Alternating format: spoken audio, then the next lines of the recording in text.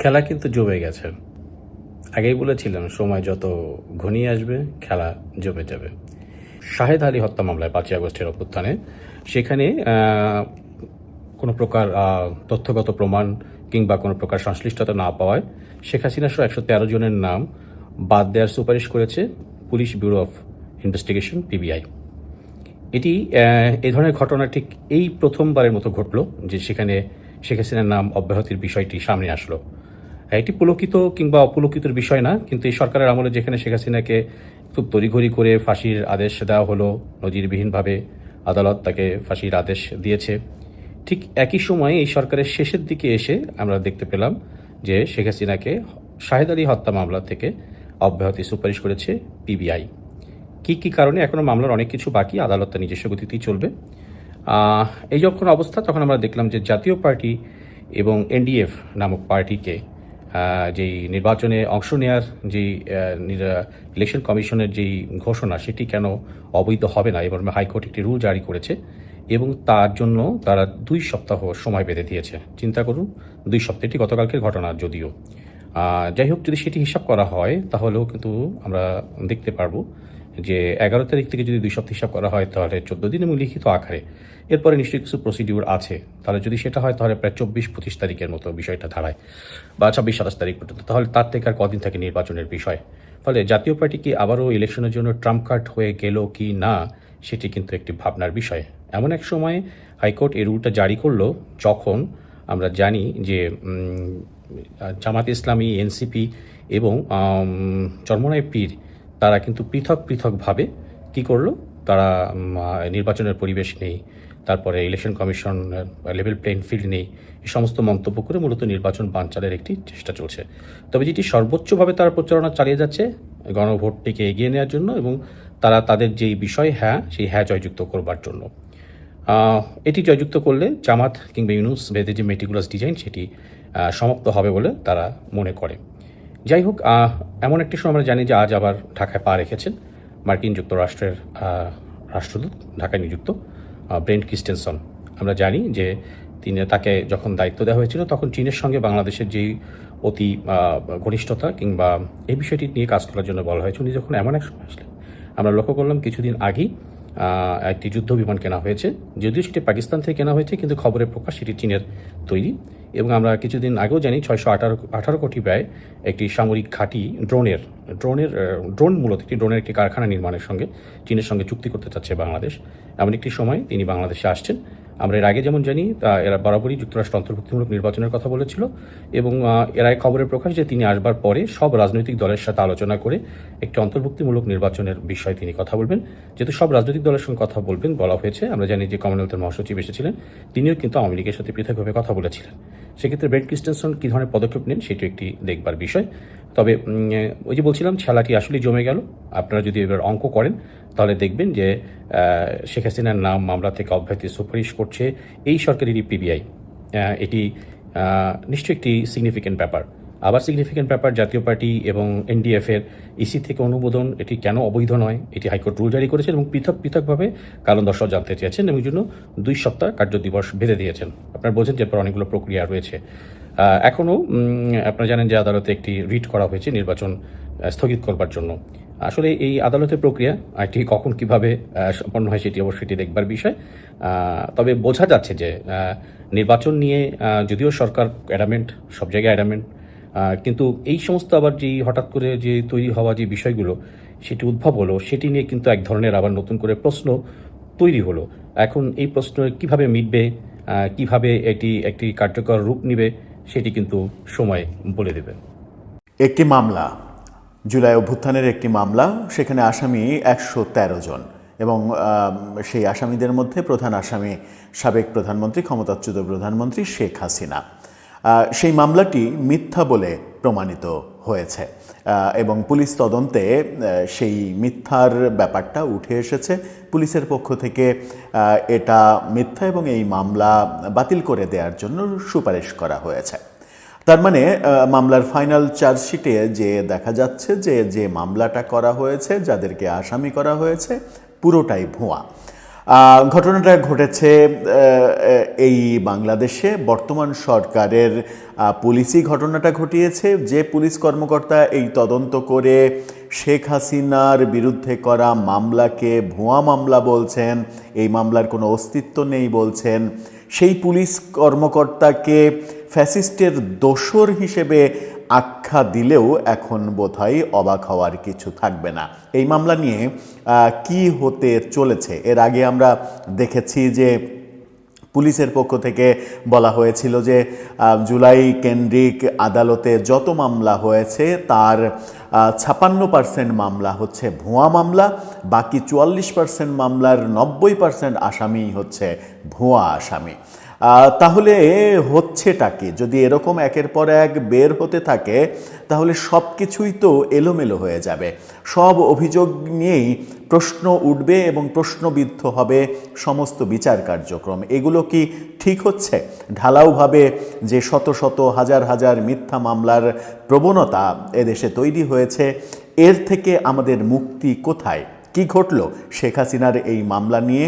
কেন তাকে অব্যাহতি দেওয়ার সুপারিশ করা হলো এবং সুপারিশের ভিত্তিতে নিশ্চিত করেই অব্যাহতি দিয়ে দেওয়াও হতে পারে? চলুন একটু জেনে দেখি ঘটনার ভেতরের ঘটনা কি। এই আলোচনাটা করছিলাম, তার আগে আরেকটি ছোট্ট করে কথা বলে নিই। সেটা হচ্ছে সাকিব আল হাসান, বাংলাদেশের ক্রিকেটের পোস্টার বয়, তার বিরুদ্ধে একটি মামলা হয়েছিল ঢাকায়। জুলাই গণ অভ্যুত্থান চলাকালে একটা হত্যা মামলার আসামি করা হয়েছিল সাকিব। যে সময় সাকিব কানাডায় ছিলেন এবং সেখানে ক্রিকেট খেলছিলেন। কানাডায় থাকা সাকিবের বিরুদ্ধে ঢাকায় হয়ে যাওয়া একটা হত্যাকাণ্ডের আসামি করা হয়েছিল, যেটাকে কেন্দ্র করে এই সরকারের সাবেক ক্রীড়া উপদেষ্টা সরাসরি সাকিব আল হাসানের বিরুদ্ধে অবস্থান নিয়েছিলেন যেন তাকে জাতীয় দলে না নেওয়া হয়। এবার ব্যাপারটা শেখ হাসিনার ব্যাপারে দেখা গেল। গণমাধ্যম কি বলছে? গণমাধ্যমের শিরোনামে বলা হচ্ছে, জুলাই গণ অভ্যুত্থান হত্যা চেষ্টা মামলা, আহতদের সন্ধান না পাওয়ায় শেখ হাসিনা সহ 113 জনকে অব্যাহতির সুপারিশ। অর্থাৎ পুরো মামলাটাই ভুয়া মামলা। আসামিদের আসামি যারা যাদেরকে আসামি করা হয়েছে, যারা আসামি করেছেন, বাদী যারা, এবং যারা আহত হয়েছেন, যাদেরকে হত্যা চেষ্টা করা হয়েছিল, তাদেরকে খুঁজেই পায়নি পুলিশ। এমনকি বাদীকেও খুঁজে পাওয়া যায়নি এই মামলার। তাহলে এই মামলা করেছে কে? এটা একটা বড় প্রশ্ন। জুলাই গণ অভ্যুত্থান চলাকালে ধানমন্ডি থানার শাহেদ আলী সহ 10 জনকে হত্যা চেষ্টা মামলায় আহতদের খুঁজে না পাওয়ায় সাবেক প্রধানমন্ত্রী শেখ হাসিনা সহ 113 জনকে অব্যাহতি দেয়া হয়েছে। মেট্রোপলিটন ম্যাজিস্ট্রেট আদালত সূত্রে এই তথ্য নিশ্চিত হওয়া গেছে। Police bureau of investigation PBI এই তদন্ত করছিল। মামলার অন্য আসামিরা হলেন শেখ হাসিনার ছেলে সজীব ওয়াজেদ জয়, আওয়ামী লীগের সাধারণ সম্পাদক ওবায়দুল কাদের, সাবেক মন্ত্রী হাসান মাহমুদ, মোহাম্মদ এ আরাফাত, জুনায়েদ আহমেদ পলক, জাহাঙ্গীর কবির নানক, আওয়ামী লীগ নেতা মাহবুবুল আলম হানিফ, শামীম ওসমান, ছাত্রলীগ সভাপতি সাদ্দাম হোসেন, সাধারণ সম্পাদক শেখ এনান সহ 113 জন। কারো নামই বাদ দেওয়া হয়নি, যার নাম মনে এসেছে তার নামই দিয়ে দেয়া হয়েছে। আদালত সূত্র বলছে, গত 5 নভেম্বর মামলার তদন্ত কর্মকর্তা পিবিআই পরিদর্শক শাহজাহান ভূঁইয়া তথ্যগত ভুল থাকার কথা উল্লেখ করে আদালতে চূড়ান্ত প্রতিবেদন দাখিল করেন। এই মামলার পরবর্তী শুনানির জন্য আগামী ওই সময় 3রা ফেব্রুয়ারি দিন ধার্য করা হয়েছিল। মামলার নথি অনুযায়ী 2024 সালের 3 সেপ্টেম্বর ধানমন্ডি থানায় মামলাটি দায়ের করা হয়। অর্থাৎ আগস্টের 5 তারিখে সরকার পতনের পরে সেপ্টেম্বরের 3 তারিখে এই মামলা করা হয়েছিল। এজাহারে উল্লেখ করা হয়, জুলাই গণ অভ্যুত্থানের সময় 4 আগস্ট সীমান্ত স্কয়ার থেকে কাজ শেষে বাসায় ফেরার পথে ধানমন্ডি 27 এলাকায় মিনা বাজারের সামনে শাহেদ আলী আহত হন। এই ঘটনায় ঢাকা কলেজ ও সিটি কলেজের কয়েকজন শিক্ষার্থী সহ মোট 9 জন আহত হওয়ার দাবি করা হয়। এই ঘটনায় শাহেদের কথিত ভাই, এখানে কথিত ভাই বলা হচ্ছে, যাকে খুঁজেই পাওয়া যায়নি, শরীফ ক্ষমতাচ্যুত প্রধানমন্ত্রী শেখ হাসিনা সহ 113 জনের নামে মামলা করেন। প্রথমে থানা পুলিশ মামলাটির তদন্ত করে, 4 জনকে গ্রেপ্তার করে। পরে মামলার তদন্তভার চলে যায় পিবিআইয়ের কাছে। পিবিআই তদন্ত করে এই মামলার কোনো অস্তিত্ব খুঁজে পায়নি। তথ্যগত ভুলের কারণে আসামিদের অব্যাহতির সুপারিশ করে প্রতিবেদনও দেয়া হয়েছে। পরবর্তীতে যদি আহতদের বিষয়ে নির্ভরযোগ্য তথ্য পাওয়া যায় সেক্ষেত্রে পুনরায় অভিযোগপত্র দাখিল করা হবে, এই মর্মেও জানানো হয়েছে। তদন্ত প্রতিবেদনে জানানো হয়েছে আহত শাহেদ আলী সহ অন্য ভুক্তভোগীদের সন্ধানে সীমান্ত square market, Dhaka college, city college এবং ঘটনাস্থলের আশেপাশের বিভিন্ন হাসপাতালে চিঠি দিয়ে তথ্য সংগ্রহ করা হয়। পাশাপাশি বাদী শরীফকে নোটিশ দিয়ে তার ভাইকে থানায় হাজির করার অনুরোধ জানানো হয়, তবে এতে কোনো সাড়া পাওয়া যায়নি। অর্থাৎ কাউকে খুঁজে পাওয়া যায়নি, যারা আহত তাদেরকে খুঁজে পাওয়া যায়নি, যিনি মামলা করেছেন তাকে খুঁজে পাওয়া যায়নি, যার যে ভাইয়ের জন্য মামলা করেছেন সেই ভাইকে খুঁজে পাওয়া যায়নি, কাউকেই খুঁজে পায়নি পুলিশ। প্রতিবেদনে আরও উল্লেখ করা হয় বাদীর দেওয়া মোবাইল নম্বরটি অধিকাংশ সময়ে বন্ধ পাওয়া যায়। যদিও হোয়াটসঅ্যাপ নম্বর মাঝে মাঝে সক্রিয় থাকে। হোয়াটসঅ্যাপের মাধ্যমে যোগাযোগের পর কয়েকদিন অপেক্ষা শেষে শরীফ ধানমন্ডির লেকের পাশে তদন্ত কর্মকর্তার সঙ্গে সাক্ষাৎ করেন। সে সময় তদন্ত কর্মকর্তা তাকে ভুক্তভোগী হাজির করা এবং চিকিৎসা সংক্রান্ত কাগজপত্র সরবরাহের অনুরোধ জানান। তবে দীর্ঘ সময় পার হলেও তিনি ভুক্তভোগীকে হাজির করেননি এবং চিকিৎসা সংক্রান্ত কোনো নথিপত্র জমা দেননি। এমনকি এজাহারেও চিকিৎসা সংক্রান্ত কোনো তথ্য উল্লেখ করা হয়নি।